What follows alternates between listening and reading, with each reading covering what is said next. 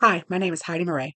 Today I plan on talking about the roles and dispositions of teachers, whether they are in general education or special education. Along with this, I will share my dispositions and propensities that I believe will help contribute to becoming a successful teacher, as well as sharing the areas of improvement I need and how biases can play a role in teaching and instruction. The first topic I would like to address is the role of special education teachers in educational support. Special education teachers wear many hats. They collaborate with parents and guardians on the direct and indirect needs of students. These needs could extend to IEPs, personalized goal setting, teaching basic life skills, providing encouragement to the student, and much more. Special education teachers really do it all. General education teachers also have a variety of roles that mirror that of a special education teacher. From my observation, general education teachers are the first to refer students to the education department when they begin to observe a student, noting that the student may need additional resources and services. General education teachers also work collaboratively with special education teachers, students, parents, and administrators. They come to IEP meetings to help provide details of any issues that arise, adjustments to those plans, etc. Along with that, these teachers often act as a parental figure to their students, providing guidance, care, and love. One disposition that I One of the dispositions that I believe I possess is being compassionate and understanding. While working with students and collaborating with their parents or guardians, even in my current position as a school clerk, compassion and understanding go a long way. Oftentimes, I have observed parents frustrated with their special education students, especially when they're struggling, just frustrated in general. Having compassion and understanding, at the end of the day, we all want what's best for the student, and that goes a long way.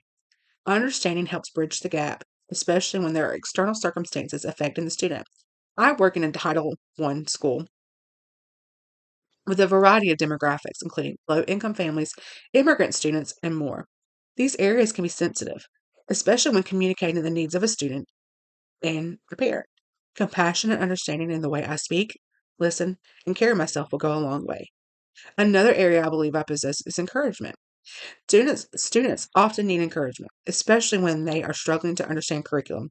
Providing an environment that fosters encouragement and positive affirmation is important to me. We can celebrate the successes and work toward bettering the areas we struggle. An area that I believe that I need improvement on is effective communicating. At times, I struggle with my thoughts. They sometimes get jumbled, and sometimes what I say comes out that same way, jumbled. I know this can create confusion and frustration. Learning to slow down and thinking before I speak, even if it means a small delay, can make the world of a difference for me. Teaching is built on communication, communicating the standards and the rules, communicating the curriculum, communicating and collaborating with parents. The list goes on and on. I have seen positive outcomes for my coworkers who are able to effectively communicate with their students and the parents and guardians or even their teaching peers. I have also seen those who struggle with communication and how it affects their day to day instruction. I can see myself falling in that latter category if I'm not proactive in developing my communication skills, which is something I'm working on. Unfortunately, there are bias that do exist in education. Whether we like it or not, a teacher may not be aware of their bias either. Having their outsized belief unconsciously could affect assessment or decision making. Teachers may also have biases based off their interaction with students and their students' family. These interactions may be positive or they could be negative. The teachers may have had a bad experience with a student who had a behavioral episode.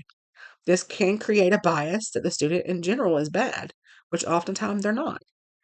Or a student may have developed a close relationship with their teacher, creating a bias that the student receives more grace than others. So, as an educator, we have to make ourselves aware of these biases and do our best to come into a situation or come into a meeting or an assessment without any bias and come into it blindly.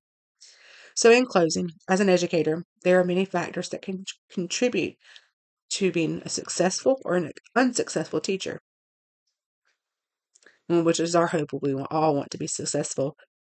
It's always a good thing to remain faithful in everything that we do, stay focused, and be full of compassion with our students, our parents and guardians, our peers, and our administrators and anyone who is in the education process. Thank you for your time.